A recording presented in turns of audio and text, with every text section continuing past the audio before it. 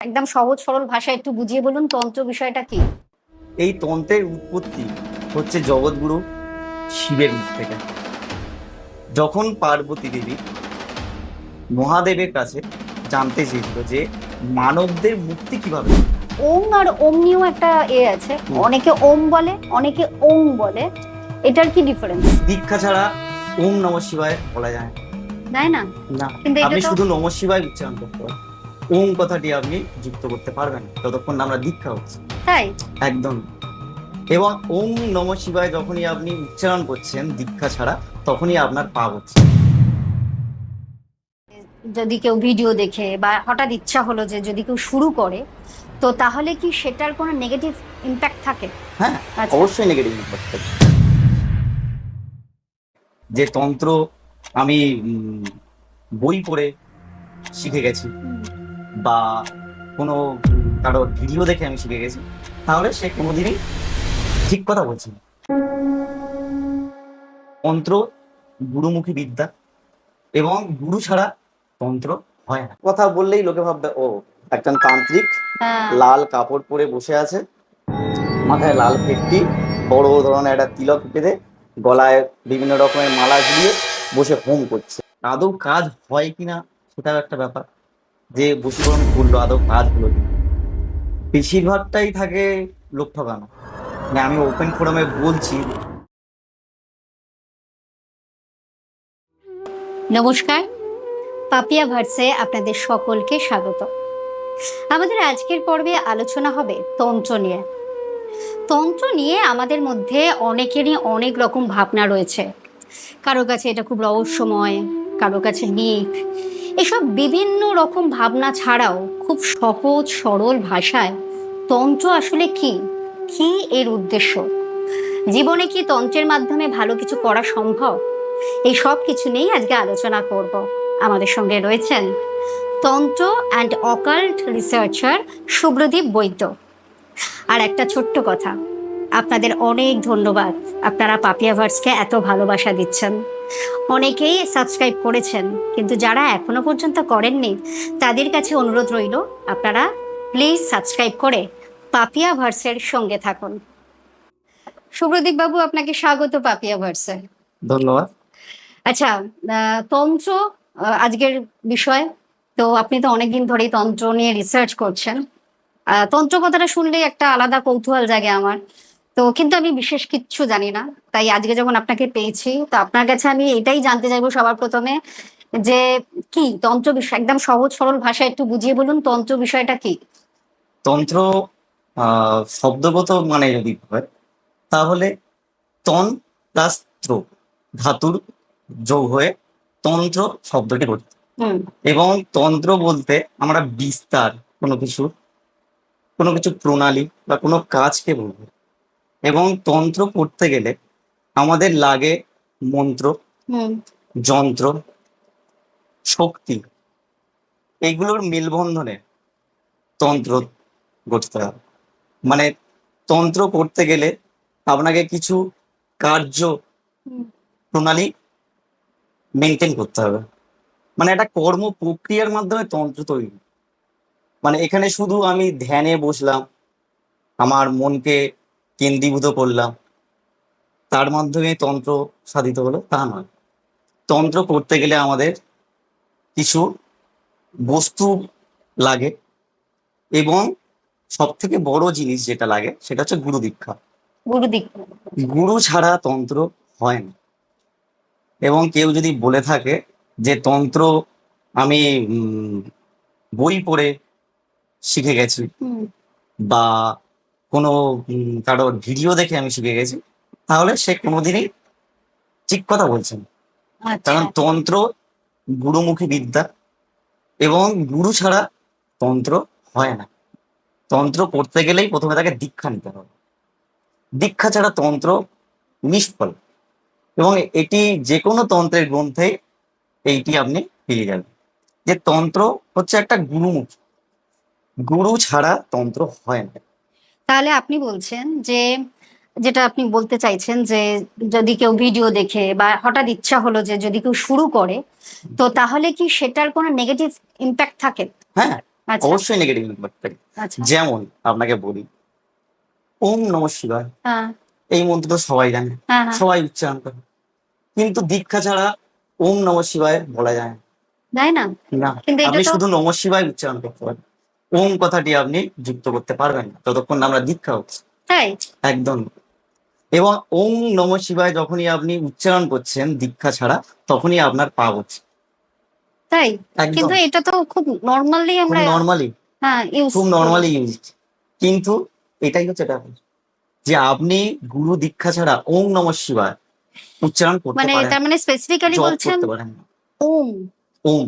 আচ্ছা, ওং আর ওম নিয়েও একটা আছে। হুম। অনেকে ওম বলে, অনেকে ওং বলে। এটার কি ডিফারেন্স? অ্যাকচুয়ালি ওম বা ওম উচ্চারণটা সেরকম না, উচ্চারণটা হবে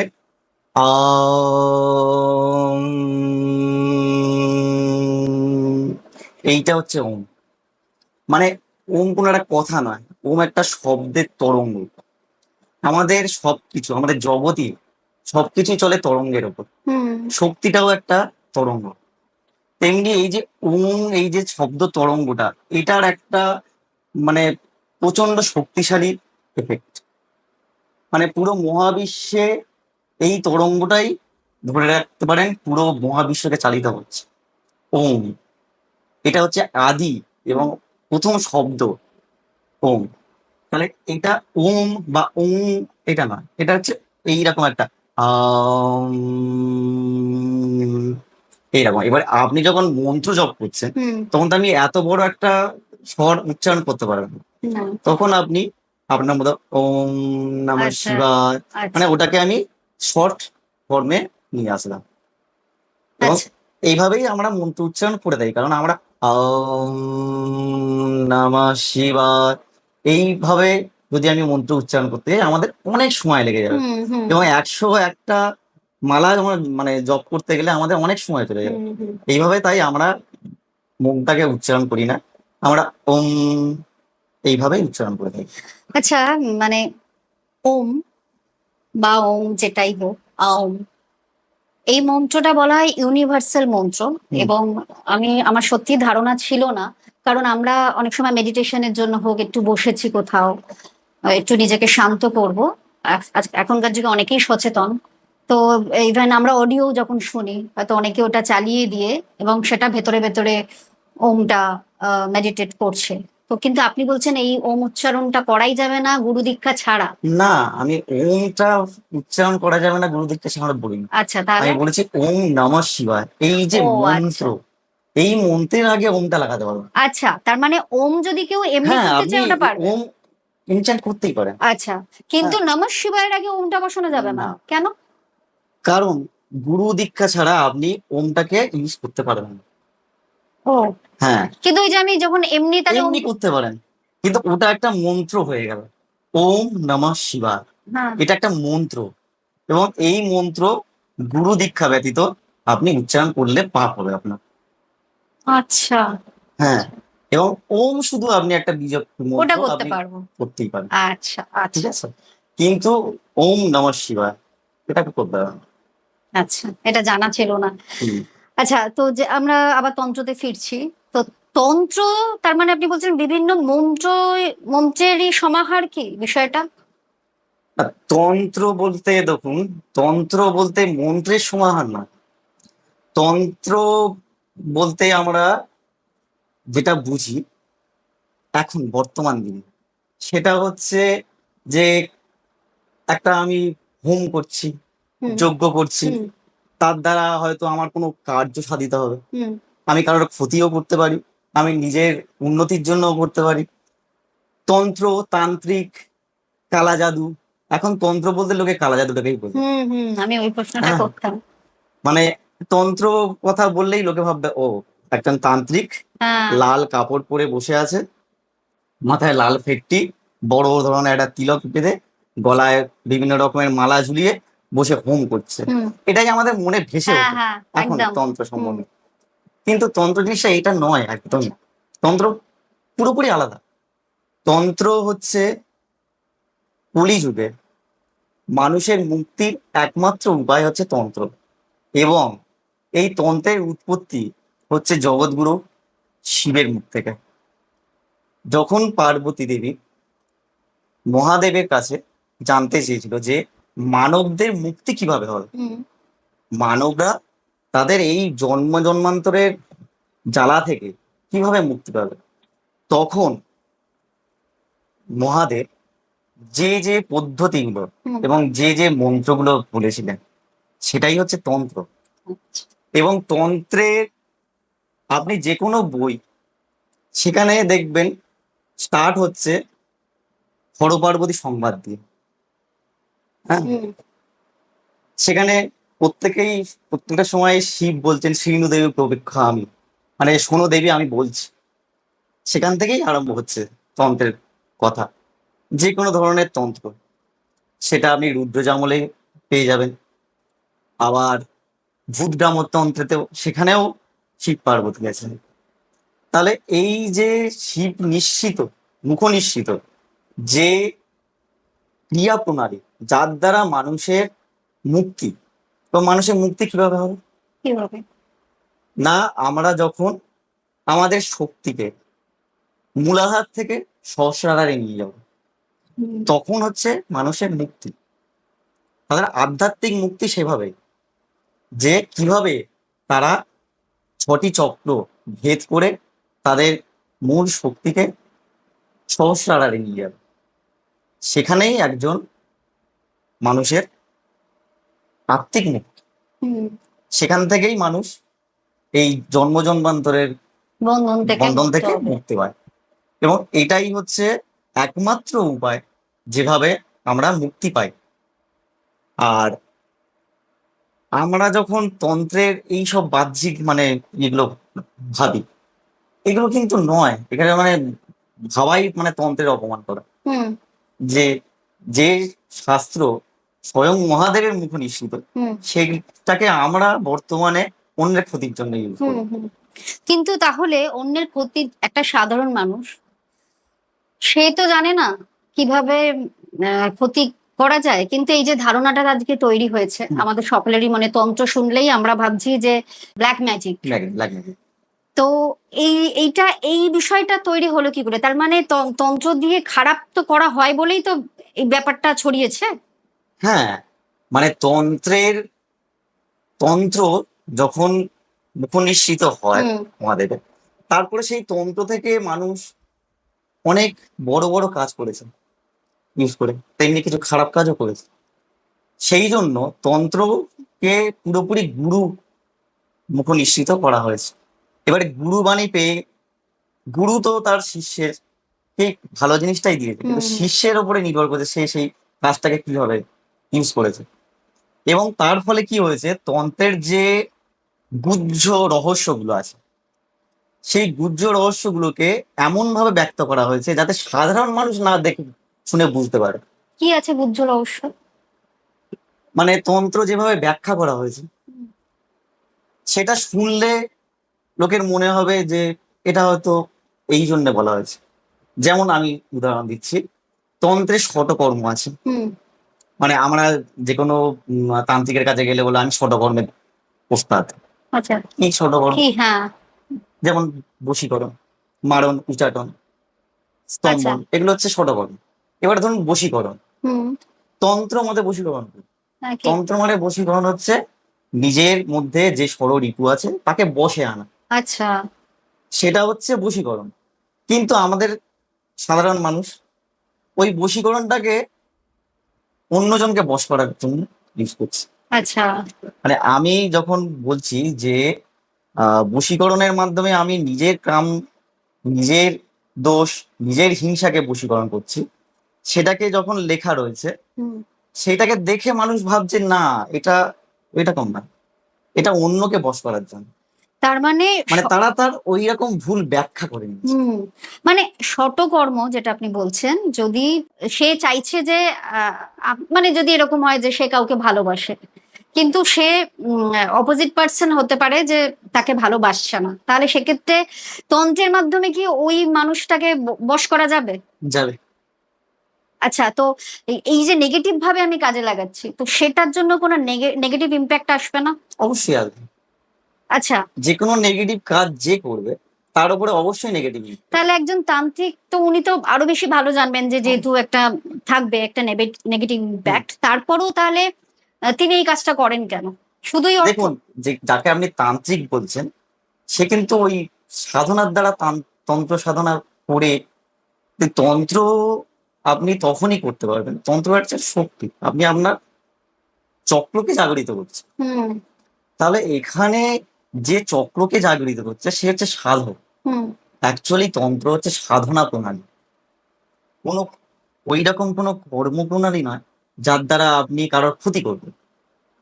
আপনি সাধনা করছেন তন্ত্রে, আপনি তন্ত্র সাধক হতে গেলে আপনাকে সাধনা করতে হবে।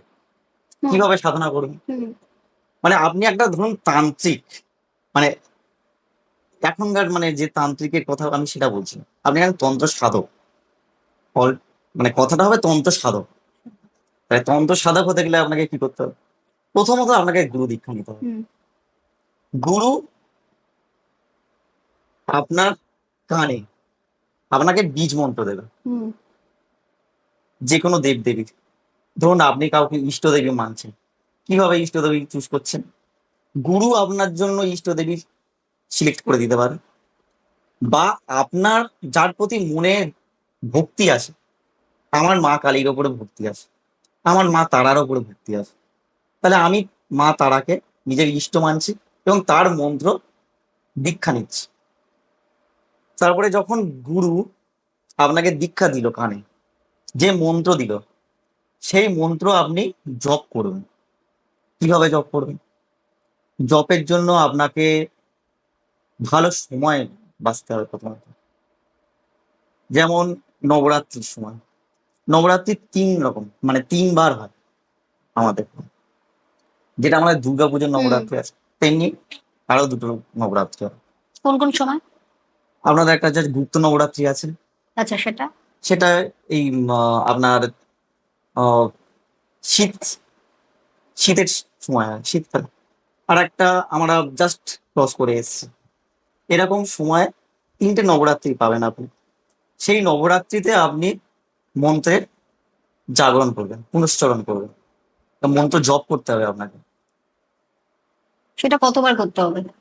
মিনিমাম 1 লক্ষ, 1 লক্ষ জপে মানে আপনার, যতদিন নবরাত্রি চলবে তার মধ্যে আমাকে তার এক মধ্যে লক্ষ বার এক জপ লক্ষ করতে হবে? জপ পূর্ণ করতে হবে। এটা শুধু নবরাত্রি নয়, আপনি অন্য সময়ও করতে পারেন, কিন্তু নবরাত্রির সময় শক্তি, মানে আমাদের জগতে যে ঐশ্বরিক শক্তি থাকে সেই ঐশ্বরিক শক্তি প্রবল থাকে। আপনার যেটা 10 লক্ষ বার জপ করার কথা সেটা আপনার 1 লক্ষ বারে সেই মন্ত্র সিদ্ধ হয়ে যাবে। আচ্ছা, এবং মন্ত্র সিদ্ধ করতে গেলে আপনি শুধু জপ করলে হবে না, আপনাকে সেই জপটা আপনার ভেতরে, আপনার প্রত্যেকটা চক্রে সেই জপ আপনাকে করতে হবে। আমাদের তন্ত্রে মনে করা হয় যে প্রত্যেকটা চক্রে এক একজন দেবী থাকে। আমাদের যে আমাদের 10 মহাবিদ্যা রয়েছে, হুম সেই বিদ্যা দেবীরা থাকে। এবং আপনারা শুনেছেন ডাকিনী, যোগিনী, হুম হুম এরা হচ্ছে যোগিনী, এরাও হচ্ছে চক্রের অধিষ্ঠাতা। আমরা কি জানি, ডাকিনী ডাকিনী যোগিনী মানে এদেরকে পুজো করছে মানে এরা একটা খারাপ কাজ করছে, আদৌ নয় কিন্তু সেটা। আমাদের চক্রের অধিষ্ঠাত্রী, যেমন আচ্ছা, আমাদের মূলাধারের কাছে কাকিনী, হুম তাহলে আমি সেই দেবীর আমি জপ করছি এবং তার সঙ্গে তার পুজো করছি, তাহলে কি হলো, আমার মূলাধার চক্র তাড়াতাড়ি জাগরিত হবে। আচ্ছা। ঠিক আছে? বা সেই চক্রের আর একটা দেবী হচ্ছেন আমাদের শৈলপুত্রী। কিন্তু এই সব মন্ত্রগুলোই গুরু দ্বারা দিতে হবে তো? মানে এটা আমি তো নিজে নিজে করব না নিশ্চয়ই, যেটা আপনি প্রথমেই বললেন। অবশ্যই। মানে আমি এই এই একটা কোনো ভিডিও দেখলাম, সেখান থেকে এটা জানলাম যে আমার মূলাধার চক্র যদি আমাকে অ্যাক্টিভ করতে হয় তাহলে আমাকে এই মন্ত্রটা না, জপ করতে হবে, এরকম করবো না? কোনোদিনই হবে না। আচ্ছা। কারণ গুরু যে মন্ত্রটা আপনাকে দিচ্ছে, হুম ঠিক আছে, গুরু যে মন্ত্রটা দিচ্ছে সেটা গুরু দ্বারা অলরেডি সিদ্ধ। ও গুরু আপনাকে যে মন্ত্রটা দিল সেটা অলরেডি গুরু দ্বারা যদি সিদ্ধ হয়, সেটা 70% সিদ্ধ হয়ে থাকে। হুম তারপরে আপনি সিদ্ধ করছেন। 1,00,000 জপে কোনোদিন মন্ত্র সিদ্ধই হয় না। আচ্ছা। যে মন্ত্র সিদ্ধ হয়ে আসছে সেটা গুরু পরম্পরায় সিদ্ধ হয়ে আসছে। প্রতিটা গুরু সেই মন্ত্রটাকে জপ করেছে, লক্ষ লক্ষ বার জপ করেছে, কোটি কোটি বার জপ হয়েছে সেই মন্ত্র। তারপরে যখন গুরু দ্বারা আপনার কানে আসছে, তখন আপনি সেই ফলটা পাচ্ছেন। মানে আপনি তার মানে যেটা বলছেন যে যে মন্ত্রটা হতে পারে মূলাধার চক্রের জন্য যে মন্ত্রটা আছে সেটাও সবাই জপই করে, কিন্তু সেটা আমার কানে আসতে হবে কোনো গুরুর দ্বারা, অবশ্যই তবে গিয়ে আমি ওটা অবশ্যই করতে পারবো। মানে মন্ত্র। আমি জাস্ট একটা কোথা থেকে জানলাম, হুম, কোথা থেকে পড়ে বা এ করে সেটা আমি জপ করলাম, তাতে কোনো ফল নেই, এটা হুম, বলছেন? একদম। আচ্ছা। মন্ত্র সবসময় গুরু দ্বারা আপনাকে দীক্ষা হতে নিয়েই হবে। করতে হবে মন্ত্র পাঠ। আচ্ছা, যে প্রশ্নটা রেখেছিলাম যে ওই বশীকরণের হুম, ব্যাপারটা, তো আমরা যে সিচুয়েশনটা ছিল যে কেউ কাউকে পছন্দ করে কিন্তু তাকে পাচ্ছে না কোনোভাবে, তো সে কোনো গেল, মানে এক্ষেত্রে আপনি বলছেন যে প্রকৃত তন্ত্র সাধক সে তো এরকম করবে না, যারা নেগেটিভ সেই অর্থে সিদ্ধ পুরুষ নয় তাহলে তারাই করবে, হয়তো কিছু অর্থের বিনিময়। তাহলে যে হয়তো যাচ্ছে গিয়ে করছে যে আমাকে এরম ভাবে, আমি এনাকে ভালোবাসি তো যেভাবে হোক আমাকে পাইয়ে দিন, কিন্তু ওই যে বললেন নেগেটিভ ইম্প্যাক্ট থাকে, তাহলে সে তো পেয়ে তো গেল হয়তো মানুষটাকে, কিন্তু তার নেগেটিভ ইম্প্যাক্টটা কি হতে পারে? নেগেটিভ ইম্প্যাক্ট দেখুন, আপনি যখন একটা বশীকরণের কাজ করছেন হুম। কারোর জন্য, এমন নয় যে বশীকরণ কাজ সবসময় খারাপ উদ্দেশ্যেই করা হয়। এমনও কিছু ইয়ে থাকে যেখানে আপনি বশীকরণের কাজের মাধ্যমে মানুষের ভালোও করতে পারেন। যেমন? যেমন আমি উদাহরণ দিচ্ছি, এটা আমার মানে নিজের হুম। নিজের উপলব্ধি, আমি নিজেই কাজটা করেছিলাম। হুম।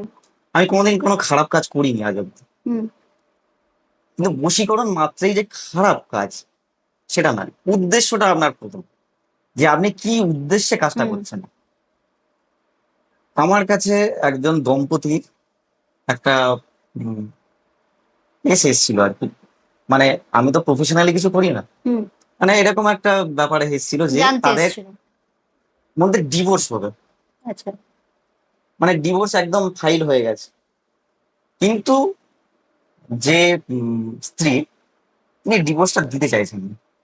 মানে সেরকম কোনো ব্যাপার নয় যে থার্ড পার্সন চলে এসছে তাদের মধ্যে, সেটা নয়, সাংসারিক অশান্তি যেমন প্রত্যেক সংসারে থাকে, শাশুড়ি, হুম। ননদ, হুম। হুম। এইসব নিয়ে তাদের মধ্যে একটা ইয়ে ছিল, কিন্তু ব্যাপারটা ডিভোর্স অব্দি গড়িয়ে গেছে। তা যেহেতু স্ত্রী চাইছিল না ডিভোর্স দিতে, তা তখন উনি বলেছিলেন যে আমরা কি কোনোভাবে এটাকে বাঁচাতে পারবো না। মানে ওনার স্বামী ওনার থেকে মানে আর কি একটা উনি আর চাইছেন না একসাথে চাইছেন না থাকতে? একসাথে থাকতে, মানে কোনো কারণে ওনার প্রতি একটা ডিসঅ্যাটাচমেন্ট হুম। চলে হুম। এসছে। হুম। হুম। তো তখন আমি একটা বশীকরণ ক্রিয়া তাকে করে দিয়েছিলাম। আচ্ছা। না, এবং তার ফলে তার ডিভোর্স মানে ক্যান্সেল হয়ে গেছিল। হুম। তারা এখন দুজনেই খুব ভালো আছে। ভালোভাবে আছে, সুখে শান্তিতে আছে। তাহলে এই সব কেসের ক্ষেত্রে আমরা বশীকরণ ইউজ করতেই পারি, আচ্ছা। কিন্তু আহ, কিন্তু সেক্ষেত্রে ধরুন হয়তো আপনি উম, উম, মানে মহিলা চেয়েছিলেন যাতে ডিভোর্সটা না হয়, হুম, তো আপনি সেটার আপনার মনে হয়েছে যে একটা সংসার ভেঙে হুম, যাচ্ছে, আমি সেটাকে যদি পারি ঠিক হুম, করে দিই, তো সেটা হয়েওছে, কিন্তু সেক্ষেত্রে যিনি ছিলেন পুরুষ, স্বামী, তিনি তো সেটা চাইছিলেন না, সেক্ষেত্রে তার ইচ্ছের বিরুদ্ধে বিষয়টা ঘটলো, সেটা কি পুরোটা ঠিক? মানে তার ইচ্ছার বিরুদ্ধে বলতে এমন ব্যাপার ছিল না যে তার মনে অন্য কেউ ছিল, আচ্ছা। মানে কোনো থার্ড পার্সন ছিল, তাদের মধ্যে একটা মিসআন্ডারস্ট্যান্ডিং হয়ে গেছিল। কিন্তু আহ, যেহেতু স্ত্রী চাইছিলেন, মানে তাদের মধ্যে সাংসারিক যে ঘটনা থাকে না, তার মধ্যে হয়ে যায় অনেক সময়, আমাদের আসে একটা হুম। না, অনেক সময় অনীহা জন্মায় অনীহা কোনো জন্মায় অনেক কোনো সময়, কারণে সেটা কোনো কারণে, হচ্ছে। সেটাই হুম। হুম। সেটাই এবারে তার মনে তো আমি তো আর অন্য কিছু করিনি যে অন্য মানে কার এখানে কাছ থেকে আপনার এনে, উদ্দেশ্যটা আমার এটাই উদ্দেশ্যটা ছিল সেটাই যে ছিল যে তাদের আমি সংসারটা বেঁচে যায়। সংসারটা যাতে বেঁচে যায়, হুম, এক্স্যাক্টলি।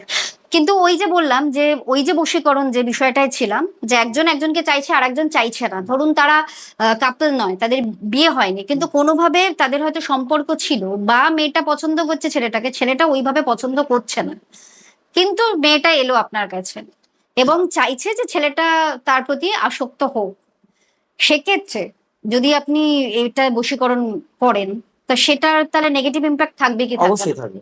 থাকবে। আমি শুধু সেরকম কেন, আমি যদি কোনো স্বামী স্ত্রীর মধ্যে যদি থার্ড পার্সনও চলে আসে, সেক্ষেত্রে যদি কেউ চায়, আমি সেখানে বশীকরণ করব না। করবেন না। না, কিন্তু থার্ড পারসন আসছে, সেও তো একটা ভুল কাজই করছে। তো সেটা তো কোনো দিক থেকে ভালো।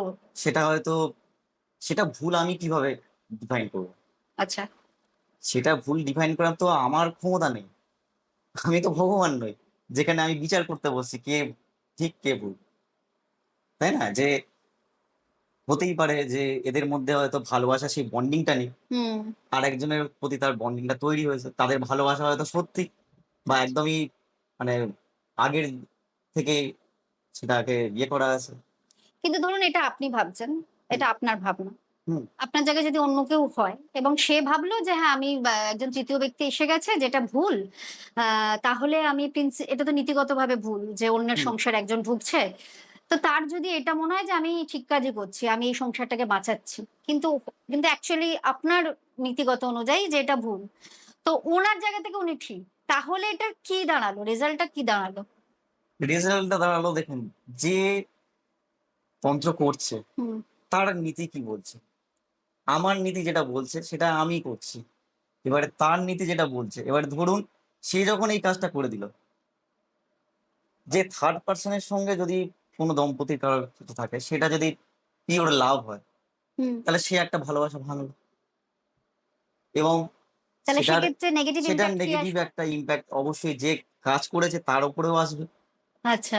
দেখুন আমরা তন্ত্রের কাজ যখন করি, আমরা মন্ত্র, যন্ত্র যাই ইউজ করি, আমরা কিন্তু আমাদের যে শক্তি আমরা সাধনার মাধ্যমে অর্জন করি, সেই শক্তিকে কাজে লাগাই।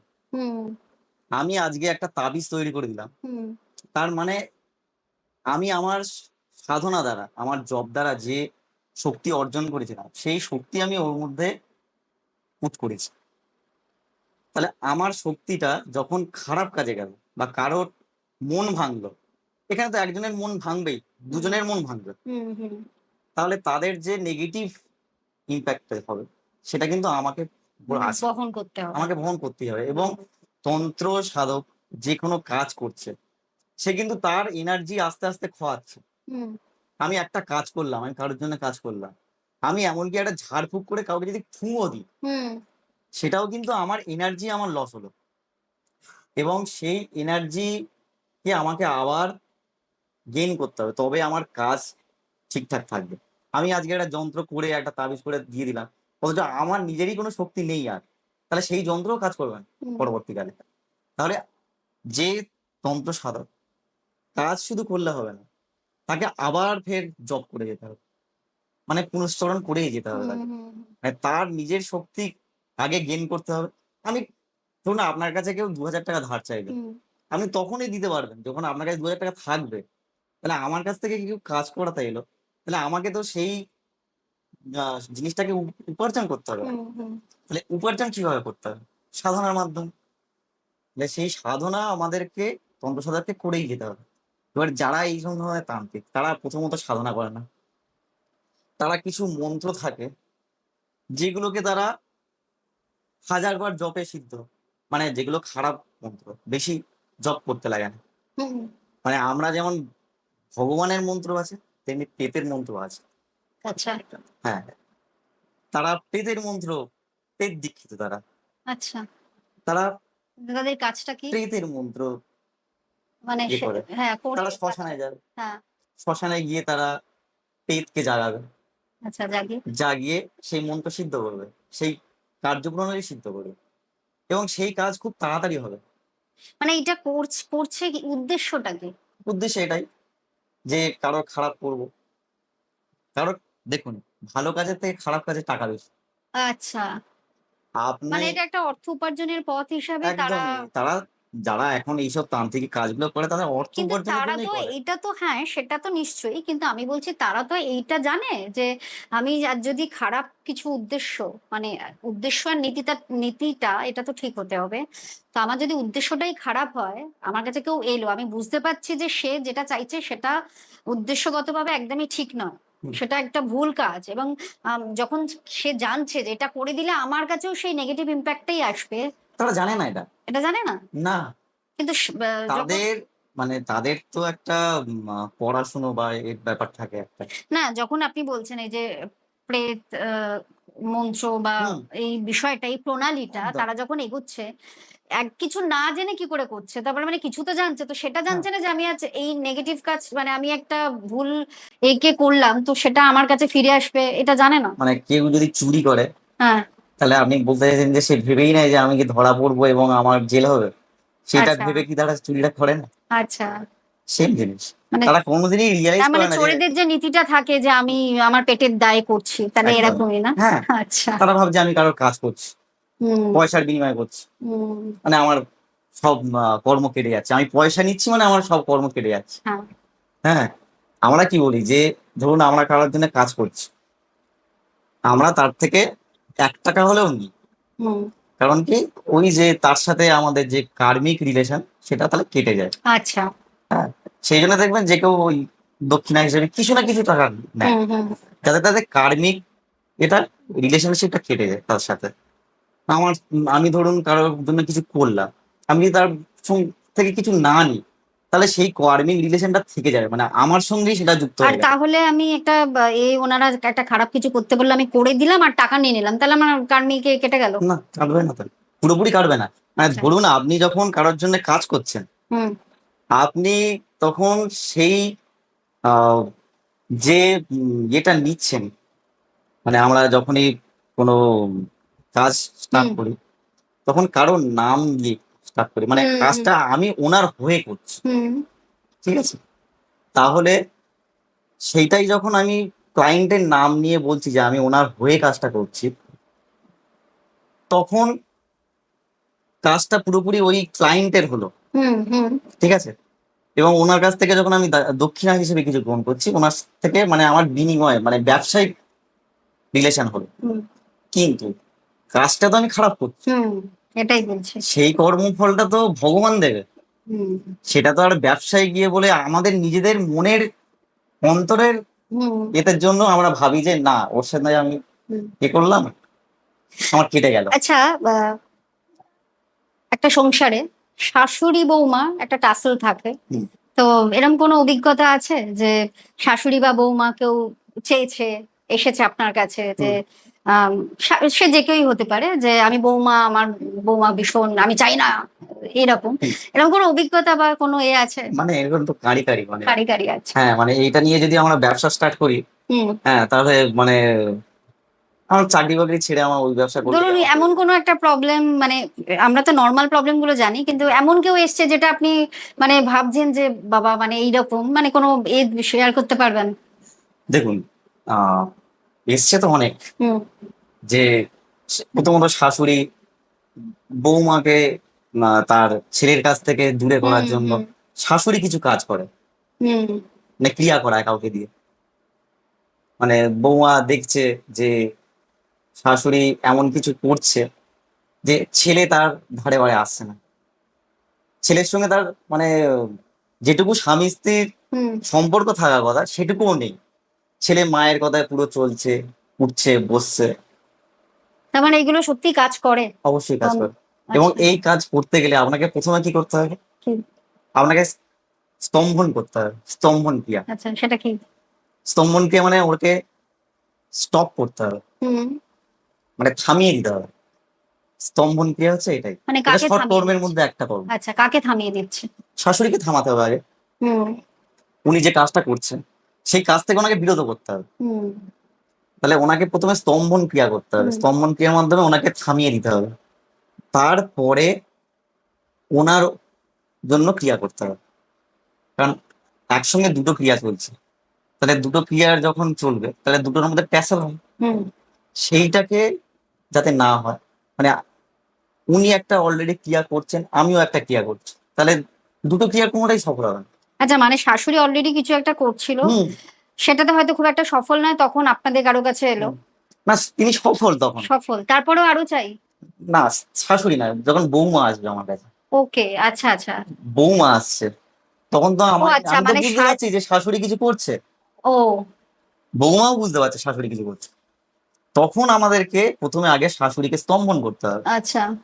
তারপরে তাকে বশীকরণ করা যেতে পারে, অথবা তাদের যাতে সাংসারিক সম্পর্কটা মধুর হয় হ্যাঁ তার হ্যাঁ জন্য ক্রিয়া করা যেতে পারে। হ্যাঁ হ্যাঁ, ঠিক আছে, সেটা করাটাই তো দরকার। সেটা করাই দরকার। এবং সৎকর্ম যেটা আমরা তান্ত্রের ভাষায় বলে থাকি, সৎকর্ম হচ্ছে প্রথম হচ্ছে পূজা হুম বা শান্তি। হুম পূজা বা শান্তির মধ্যে কি কি পড়ে? ধরুন কারোর হেলথ খুব খারাপ, সে কোনো একটা পূজা করালো, হুম যার জন্য তাদের হেলথটাকে আমরা রিকভার করতে পারি, এইগুলো হচ্ছে শান্তি ক্রিয়ার মধ্যে পড়ে। মানে কারোর ভালো করার জন্য কিছু, কারোর ধরুন অর্থনৈতিক অবস্থা খুব খারাপ, তার জন্য আমরা কিছু করছি, সেটা হুম, আমাদের শান্তি ক্রিয়ার মধ্যে করছি। মানে এগুলো ভালো কাজ, এগুলো তাই। ভালো কাজ, হ্যাঁ। তন্ত্রের ভালো কাজ। এবার শান্তি ক্রিয়ার মধ্যে মানে অরিজিনাল গুজ্জ কারণ কি হয়? শান্তি ক্রিয়া মানে প্রথম হচ্ছে নিজেকে শান্ত করতে। হুম তন্ত্র যখনই আমরা করতে যাচ্ছি, আমাদের নিজেদেরকে শান্ত করতে হয়। আগে পূজা, ভগবানের প্রতি আগে আমাদের সেই অনুরাগটা আনতে হবে, সেটা আমাদের পূজা পদ্ধতিগুলোর মাধ্যমে আমরা নিজেদের মধ্যে সেই ভাবটাকে জাগরণ করি। সেই জন্য হচ্ছে শান্তি ক্রিয়া দিয়ে আমরা স্টার্ট করি প্রথম। বিভিন্ন তন্ত্রের দীক্ষা নেওয়ার আগে তার গুরু তাকে আগে পুজো পদ্ধতি শেখায়, হ্যাঁ, যে আমাদের দৈনন্দিন যে পুজোগুলো আছে, পুজো সংকল্প, এগুলোকে করতে শেখানো হয় আমাদেরকে। যার ফলে কি হলো, যখন আমরা গুরু মন্ত্র পেলাম, প্রথমে তো আমাকে পুজো করতেই হবে, হুম। তারপরে আমি জপে বসি। তাহলে সেই পুজো পদ্ধতি হচ্ছে এই, যে আমি শান্তি ক্রিয়া করলাম। তারপরে আসে বশীকরণ।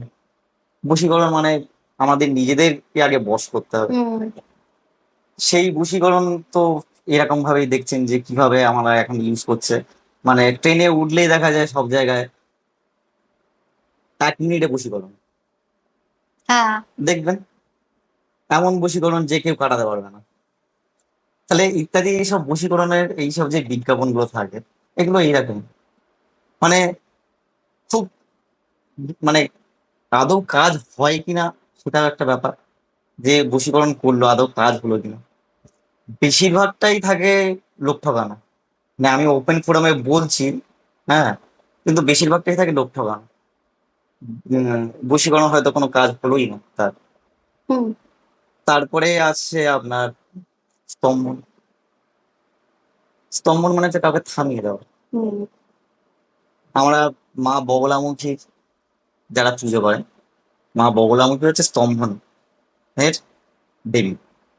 যেখানে দেখা যায় যে মা বগলামুখী একজনের জিভ টেনে ধরে আছেন গদা হাতে নিয়ে। মানে কি, তার মুখটাকে বন্ধ করছে। হুম স্তম্ভনের মাধ্যমে আমরা কাউকে বন্ধ করতে হবে। বন্ধ করার এবারে মানে আমরা কিভাবে তন্ত্রে এটাকে ইউজ করি? তন্ত্রে আমরা বন্ধ করছি মানে আমরা যে খারাপ কাজগুলো করছি, খারাপ কথা বলছি, মুখ দিয়ে যে কথা নিঃসৃত হয়, তার হুম মাধ্যমে যে খারাপ কথা, একটা গালাগাল হুম, মানেই আমি আমার গ্রহদেরকে খারাপ করছি। শব্দ ব্রহ্ম, যে শব্দ কথাটা ব্রহ্ম, হ্যাঁ। একদমই। যে মুখ দিয়ে আমি মন্ত্র উচ্চারণ করছি, সেই মুখ দিয়েই যদি আমি গালাগাল উচ্চারণ করি, তাহলে কিভাবে সেটা কাজ হবে? হুম তাহলে তার আগে আমাকে স্তম্ভন করতে হবে নিজের আহ হুম বাক, হুম নিজের ইচ্ছা, হুম সেগুলোকে স্তম্ভন করতে হবে। কিন্তু সেই স্তম্ভনটাকে আমরা কি করি? কাউকে আটকানোর জন্য। ধরুন আপনার প্রতি আমার হিংসা আছে, মানে কেউ খুব আপনার উন্নতি করছে। প্রমোশনটাকে আটকে দেবো, আচ্ছা, মানে এগুলো আমি স্তম্ভন করে দিলাম আপনাকে। আচ্ছা আপনার উন্নতিকে আটকে দেবো, আচ্ছা স্তম্ভন করলাম। বিয়ে আটকে দেবো, স্তম্ভন করলাম। আচ্ছা। এইভাবে স্তম্ভন করা হয়। আর কেউ যদি ধরুন বুঝতে পারছে যে কেউ একজন আছে যে এরকম করছে, আমাকে আটকাচ্ছে, তো যদি সেরকম কেউ আসে আপনার কাছে, সে কারোর ক্ষতি চাইছে না, কিন্তু সে বলছে যে আমি এগুলোর দ্বারা আমি প্রোটেক্টেড হতে চাই, যাতে আমার ওপর কেউ না কোনো এই ব্ল্যাক ম্যাজিক করতে পারে হুম। বা বশীকরণ করতে পারে, যেটাই, তো সেরকম কিছু করতে পারেন আপনারা, হ্যাঁ অবশ্যই, যে মানে একটা প্রোটেকশন দিতে ক্রিয়াকে পারে। তো হুম কাটাতেই হবে, একটা ক্রিয়াকে অবশ্যই কাটানো যাবে। হুম। হুম, হুম, আর আপনার কাছে কেউ এলে কি আপনি বুঝতে পারেন, ধরুন মানে সে তার অলরেডি যে তার মধ্যে করা রয়েছে। হ্যাঁ অবশ্যই সেগুলো বোঝা যায়। আপনি নিজের ওপরে হলে আপনি বুঝতে পারবেন। যে তাই আপনার হওয়া কিভাবে? কাজ আটকে যাচ্ছে। হ্যাঁ, কিন্তু সেটা আপনি তো শিওর যে অনেক। এই কাজ মানে আগেও করেছেন, বহুবার করছেন, হ্যাঁ, হ্যাঁ। কিন্তু এখন করতে পারছেন না। তো সেটা মানেই আমার ওপর কোনো তন্ত্র হয়েছে? সেটা আপনাকে বুঝতে হবে যে এটা আপনার তন্ত্র হয়েছে কিনা। এবার আমাদেরও বোঝার উপায় আছে অনেক। না, আপনারা তো ধরুন এটা নিয়ে অনেক রিসার্চ করছেন, আপনারা বুঝবেন। কিন্তু হুম। একটা সাধারণ মানুষ, সে জাস্ট ধরুন একটা কাজ ২-৩ বার হলো না বলেই এটা ধরে নেবে যে না, আমার উপর। দু তাহলে ওটা তিনবার কি হলো দেখে না বুঝবো? বলে নয়। কি করে বুঝবো? মানুষেরও সিক্স সেন্স, প্রত্যেকের সিক্স সেন্স হ্যাঁ, থাকে। হ্যাঁ, নিশ্চয়ই। আমার কাছে তন্ত্রের জন্য কেউ আসছে, আপনি ডাক্তারের কাছে কখন দেন? যখন আপনার শরীর অসুস্থ, আপনি সপ্তাহে সপ্তাহে গিয়ে চেক করেন না। তেমনি আপনি জ্যোতিষীর কাছে যখন যান, তখন আপনি বুঝতে পারেন হুম, যে আপনার সময়টা খারাপ যাচ্ছে এখন। হুম, হুম। আপনার নিশ্চয়ই কোনো না কোনো প্রবলেম হয় বা আপনার কিছু উদ্দেশ্য থাকে যার জন্য আপনি যান। তেমনি তান্ত্রিকের কাছে মানুষ কখন যাবে? সে বুঝতে পারবে যে আমার একটা কাজ আটকে যাচ্ছে, আমার উন্নতি আটকে যাচ্ছে, হুম। আমার সমস্ত কিছু আটকে যাচ্ছে। হ্যাঁ? মানে যেখানে আমার ভাগ্যে, আমি ভাগ্যের ক্ষেত্রে দেখছি যে আমি বারবার বিফল হচ্ছি। হুম, তো সেক্ষেত্রে আমরা নরমালি কিন্তু অ্যাস্ট্রোলজারের কাছেই যাই। হুম। তাই না? তো কিন্তু তান্ত্রিকের কাছে বা এরকম কোনো তন্ত্র সাধকের কাছে কখন যাব? তন্ত্র সাধকের কাছে হুট করে লোকে যায় না। মানে হ্যাঁ, হ্যাঁ, সেটাই আমি বলছি। মানে এইরকম ধরনের ইয়ের জন্য মানুষ যায় না কিন্তু তন্ত্র হ্যাঁ, সাধকের কাছে। ওটাই বলছি। কোন মানুষ বুঝতেই পারে না যে তার স্তম্ভন হয়ে গেছে। এক্সাক্টলি কাউকে যদি সেটাই। বেঁধে রাখে, হঠাৎ করে বুঝতে পারবে না সে। হ্যাঁ, হ্যাঁ। কিন্তু যখন দেখছে মানে স্তম্ভন যখন কখন আসবে? যখন অনেক দিন ধরে এই প্রবলেমটা চলবে। হুম, ও হয়তো ১ম এ জ্যোতিষীর কাছে যাবে। গিয়ে সেখানে কোনো রত্ন ধারণ করবে বা গ্রহ দোষ খণ্ডন করাবে। তা সত্ত্বেও কোনো কাজ যখন হচ্ছে না, তখন তার মনে আচ্ছা, আসবে তার মানে যে তখন আমার অ্যাস্ট্রোলজিও কাজ করে না বলছেন না, যদি কারোর থাকে। তান্ত্রিক কাজ করা থাকলে কিচ্ছু কাজ করবে না। তাই?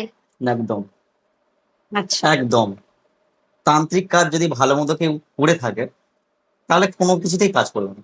একমাত্র ওই তন্ত্র আবার দ্বারাই তাকে কাটাতে তন্ত্র হবে। দ্বারাই কাটাতে হবে। তন্ত্র দ্বারাই কাটাতে হবে বা সেই যে তন্ত্র করেছে তার শক্তির উপরে নির্ভর করছে যে কতদিন সেই কাজটা থাকবে।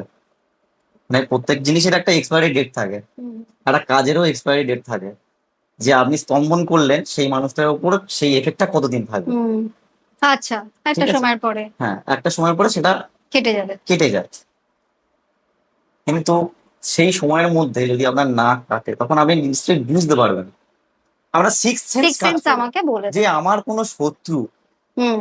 বা কেউ আমাকে কিছু বেঁধে রাখছে। আচ্ছা, অনেকের হয় না খুব মানে যেটাকে আমরা বাচ্চাদের ক্ষেত্রে এটা খুব বলি যে নজর লেগে যাবে, নজর লেগে হুম, যাবে।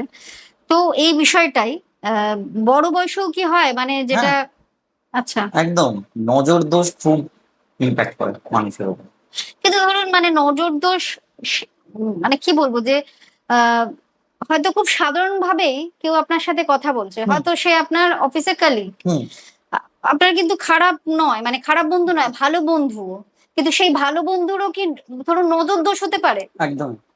নজর দোষ মানে সে বলতে খারাপ আপনি অর্থে কিন্তু সে চাইছেও না আপনার না, খারাপ। সে কিন্তু নিজেও জানে না যে সে তার উপর নজর দিচ্ছে। আচ্ছা। হ্যাঁ, মানে এটা একটা নেগেটিভ ভাইবস, হ্যাঁ, নেগেটিভ হ্যাঁ, এনার্জি হ্যাঁ, নজর দোষ। হ্যাঁ। আমাদের প্রত্যেকের একটা অরা থাকে, সেটা আপনি জানেন। হুম, যে একটা এনার্জি ফিল্ড থাকে হুম, আমাদের। এবং সেই এনার্জি ফিল্ডের ওপরেই সমস্ত কিছু কাজ করে কিন্তু। আমরা যেই বলছি মন্ত্র পড়ছি, যন্ত্র হুম। ইয়ে করছি, সব কিন্তু আমরা ওই মানুষটার এই পার্থিব শরীরের উপর নয়, তার ওই এনার্জি ফিল্ডের উপরে আমরা কাজ করছি। আমাদের যাবতীয় যা কিছু কাজ সব এনার্জি ফিল্ডের উপরেই হয়। ধরুন অ্যাস্ট্রোলজিক্যালি কেউ যদি বলে যে আমার এই গ্রহটা খারাপ, হুম, মানে গ্রহটা খারাপ মানে কি? হুম, হুম, গ্রহ সেই ওপর থেকে আপনাকে ইয়ে দিচ্ছে সেটা খারাপ হয়ে গেল? না। আপনার এনার্জি ফিল্ডে ওই গ্রহের যে এনার্জিটা আসছে সেইটা খারাপভাবে আসছে। আপনার এনার্জি ফিল্ড সেটাকে খারাপভাবে নিয়ে নিচ্ছে। আচ্ছা। তাহলে যে রেমেডিটা করছি আমরা কিন্তু আপনার এনার্জি ফিল্ডের উপর করছি, ওই গ্রহটার উপর করছি না। হুম, আমি একটা সামান্য আপনাকে উম আংটি দিয়ে দিলাম, সেইটা পড়লেন আর একটা অত বড় গ্রহ, হ্যাঁ? হুম। সে ঠিক হয়ে গেল? না, আপনার এনার্জি ফিল্ডটা ঠিক হলো। আপনার এনার্জি ফিল্ডটা ওই গ্রহের এনার্জির সাথে অ্যালায়েন্স হলো। আচ্ছা, হ্যাঁ। সেটা ব্যাড এফেক্ট দিচ্ছিল, সেটাকে মানে পজিটিভ, পজিটিভ পুরো করা হলো। পজিটিভ হবে না। হুম। কিছুটা আপনাকে রিলিফ দিল। আচ্ছা, যখন গ্রহ নক্ষত্র নিয়ে কথা হচ্ছে, তো যেটাতে অ্যাস্ট্রোলজিতে খুব বেশি হয়, বলা হয় কাল সর্পদোষ, মাঙ্গলিক হুম। দোষ। তো সেই বিষয়টা কি আবার তন্ত্রের মাধ্যমেও কিছু করা যায়? দেখুন, কালসর্প দোষ, মাঙ্গলিক দোষ, এগুলোকে মানে আমার সাথে অনেকেরই ভিউ ম্যাচ করবে না। হুম, কালসর্প দোষ বা মাঙ্গলিক দোষটা কি কোনো দোষ আদৌ? পরাশর যখন এই শাস্ত্রটা লিখেছিলেন, তখন কি তার পরাশর শাস্ত্রে কোথাও কালসর্প দোষ বা মাঙ্গলিক দোষ এগুলো কি লেখা ছিল? আচ্ছা, একটু বোঝার সুবিধার জন্য জাস্ট ছোট্ট করে, শুনি তো কথাটা ভীষণই কাল সর্পদেশ, মাঙ্গলিক দোষ। কালসর্প ছোট্ট দোষ, করে হ্যাঁ, ব্যাপারটা একটু। কালসর্প দোষ বলতে আপনার যদি অ্যাস্ট্রোলজিক্যাল চার্টে হুম, আপনার সমস্ত গ্রহগুলো হুম, রাহু এবং কেতু হুম, মাঝখানে থাকে, মানে ধরুন রাহু আপনার 1 নম্বর ঘরে বসে আছে, হুম, আপনার লগ্নে বসে আছে, তখন কেতু বসে থাকবে আপনার সপ্তমে, এবং আপনার গ্রহগুলো এই রাহু আর কেতুর মাঝখানে, মানে 2, 3, 4, 5, 6 এই ঘরগুলোর মধ্যেই আর রয়েছে। হুম। সেক্ষেত্রে আপনি কালসর্পদোষ সের মধ্যে পড়ছেন। এবং এই কালসর্পদোষ প্রচুর মানুষের মধ্যে আছে, প্রচুর মানুষের তো মধ্যে। তার মানে আপনি যেটা বলছেন, মানে এটা কোনো ওইভাবে দোষ আমরা বলতে পারি না। না, দোষ আপনি বলতে পারেন না সেরকম ভাবে। এর ফলে কি হচ্ছে, গ্রহগুলো হুম, যখন এই 4টে 5টা ঘরের মধ্যে আছে, হুম, তখন কি হচ্ছে ওই ঘরগুলো সেই গ্রহদের, মানে একসঙ্গে 2-3টে গ্রহ এক জায়গায় বসে আছে, হুম, এরকম হতে পারে।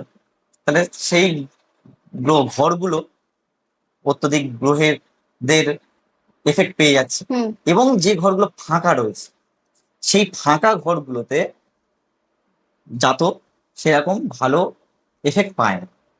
আচ্ছা। ধরুন আপনার যদি 1 নম্বরে রাহু এবং 7 নম্বরে কেতু থাকে, হুম, এবং আপনার সমস্ত গ্রহগুলো যদি ওই 2, 3, 4 এই দিকটাতে থাকে, হুম। এবং তখন আপনার 8, 9, 10, 11, 12 এই ঘরগুলো ফাঁকা থাকছে, তাহলে এই ঘরগুলো দেখবেন মানুষের কর্মজীবনের সঙ্গে, ফাইন্যান্সিয়াল দিকের সাথে হুম, যুক্ত, হুম, হুম। ভাগ্যের সাথে যুক্ত নয়। তাহলে এই ঘরগুলো যখন ফাঁকা থেকে যাচ্ছে না, মানুষ এই ঘরগুলোতে উন্নতি করতে পারে না তখন। সেই জন্য বলে যে কালসর্পদোষের যে ফাঁকা জায়গাগুলো, সেই ঘরগুলোতে মানুষের, সেই জাতকের অতটা উন্নতি হয় না। এবং যে ঘরগুলোতে আবার গ্রহগুলো বসে আছে একসঙ্গে, হয়তো 2-3টে হুম, নেগেটিভ গ্রহ একটা ঘরে বসে গেল, হুম, তখন কি হচ্ছে সেই ঘরটা অত্যধিক খারাপ হয়ে যাচ্ছে। হুম। তা সেই ঘর রিলেটেড যে ইয়েগুলো মানুষ জীবনে খুব খারাপ ভাবে পাচ্ছে। তো সেখানে তন্ত্র কিছু সাহায্য করতে পারে? এখানে তন্ত্র সাহায্য করতে পারে বলতে কালসর্পদোষের পুজো হয়, আচ্ছা। এবং কালসর্পদোষের পুজোর জন্য তান্ত্রিকরা অনেক টাকা, অনেক টাকা নেয়। হুম। কিন্তু আদৌ কি তাতে কালসর্পদোষটা কেটে যায়? আচ্ছা, আপনি বলছেন কাটানো। একটা পুজোর মাধ্যমে যদি একটা জন্মছকের সমস্ত কিছুই আমি উলটপালট করে দিতাম, তাহলে আর ভগবান ওপরে রয়েছে কেন? হুম। ভগবান তাকে ওই কুণ্ডলী দিয়ে পাঠিয়েছেন, আমরা সেটাকে ঠিক করে দিলাম একটা পুজো করে, তাহলে কি আমরা ভগবানের উপরে হয়ে গেলাম না? তাহলে পুজোটা যে করলো, তার ফলে কি হলো, সেই একটা পুজোর যে পজিটিভিটি সেই জাতক পেল, পুজো করার জন্য যে পুরো একটা পুজো করার জন্য যে ভালো একটা ফল। হুম। পজিটিভ ভাইবস সে পেল, তার ফলে তার জীবনের কিছু কিছু জায়গা। ক্ষেত্রে হয়তো ভালো হলো। তো সেটা তো তাহলে আমরা এমনিই পুজো করতে পারি, মানে একটু একদমই, ভালো মন একদমই। নিয়ে। মানে মানুষ যদি, সেই জাতক যদি ঠিকঠাক ভাবে তার ইষ্ট দেবতা বা কোনো গ্রহগুলো যেগুলো খারাপ আছে হুম। তাদের পুজো করে বা মন্ত্র পাঠ করে, তাহলে তার দোষ অনেকটাই কমে যাবে। দেখুন, আচ্ছা। যে কোনো গ্রহ দোষের সব থেকে বড় রেমেডি হচ্ছে মন্ত্র, হুম। সেই গ্রহের মন্ত্র জপ করা। কিন্তু আপনি একদম শুরুতে বলেছিলেন যে যেকোনো মন্ত্র আমরা জপ করতে পারি না। সেটা আমাদের সিদ্ধ পুরুষ হুম, মানে কোনো। হ্যাঁ, উম, এই মন্ত্রগুলো আপনারা করতে পারবেন জপ। আচ্ছা, গ্রহের মন্ত্র করা যায়? গ্রহের মন্ত্র জপ করা যায়। করা যায়। হ্যাঁ, কিন্তু ওই যেগুলো বীজ মন্ত্র, যেগুলো কোনো দেবদেবীর সাধনার মন্ত্র, সেগুলো সেগুলো করা এরকম ভাবে উচিত না। করা উচিত না। আচ্ছা। আর মাঙ্গলিক। হ্যাঁ, মাঙ্গলিক দোষও সেম। আচ্ছা, মাঙ্গলিক মাঙ্গলিক দোষ, দোষটা তো মঙ্গল, মঙ্গল মঙ্গল তো বলছে। কারোর যদি ভালো হয়, মানে হুম, মাঙ্গলিক দোষটা কি? তার মানে তার মঙ্গলটা তার চার্টে। মঙ্গলটা তার চার্টে হয়তো তার লগ্নে বসে আছে, তার সপ্তমে বসে আছে, যেখানে বসে থাকলে মঙ্গল ধরুন একটা হট প্ল্যানেট, হুম সে তার লগ্নে বসে আছে, হুম মানে কি তাকে এমনিতেই হট টেম্পার করে দেবে। হুম হুম হুম এবার হট টেম্পার একটা স্বামীর সাথে যদি একটা মহিলা পড়ে, হুম এমনিতেই স্বামী স্ত্রীর ঝগড়া দেখে থাকে, তাহলে হট টেম্পার মানুষ তার সঙ্গে সে পারছে না, মানে আচ্ছা, সেক্ষেত্রে কিন্তু সাংসারিক। মাঙ্গলিক, যারা বলা হয় মাঙ্গলিক, তো তাদের মঙ্গল ভালো হলে, মঙ্গল যেমন এনার্জি হুম, মানে এনার্জিও অতটা effect বাড়ায়, দেয় না। কিন্তু মঙ্গলের তো তাহলে তো মঙ্গলের কিছু তো ভালো জিনিস আছে, মানে অবশ্যই। মঙ্গলের যেমন কেরিয়ার, যারা এই হ্যাঁ, মাঙ্গলিক হয় তাদের কেরিয়ার নাকি খুব ভালো হয়। অবশ্যই হয়। মঙ্গল একটা হচ্ছে তাহলে কি শক্তিদায়ক সেক্ষেত্রে প্ল্যানেট। হ্যাঁ, শক্তিদায়ক প্ল্যানেট, হ্যাঁ, কিন্তু এগুলো মানে ভুল কথা, মাঙ্গলিক দোষটা তো একদমই মানে কোনো দোষ হিসেবে আমি মনে করি না।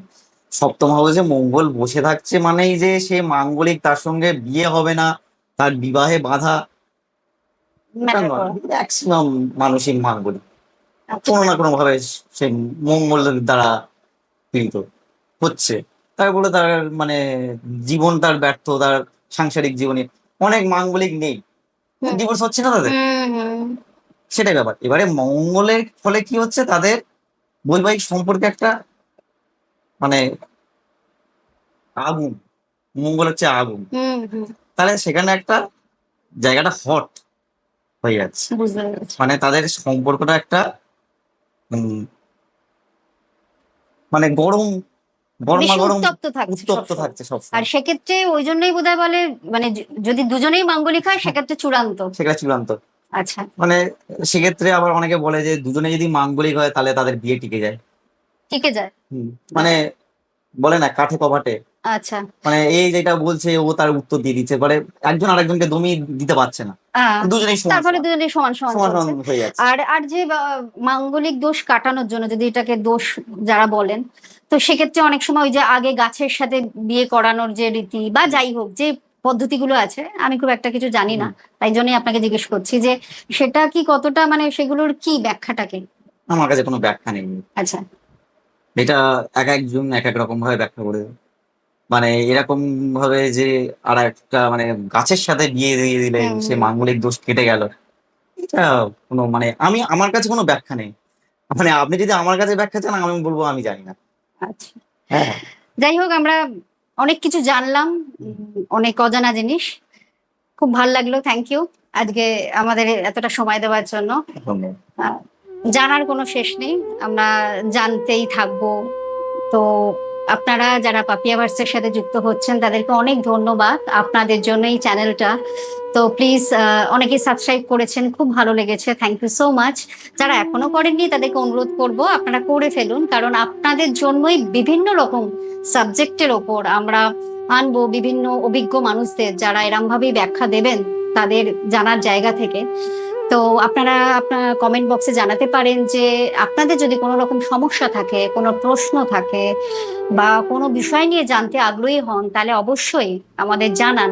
আমরা চেষ্টা করব সেরকম অভিজ্ঞ মানুষদের আনার। ভালো থাকবেন, দেখা হবে।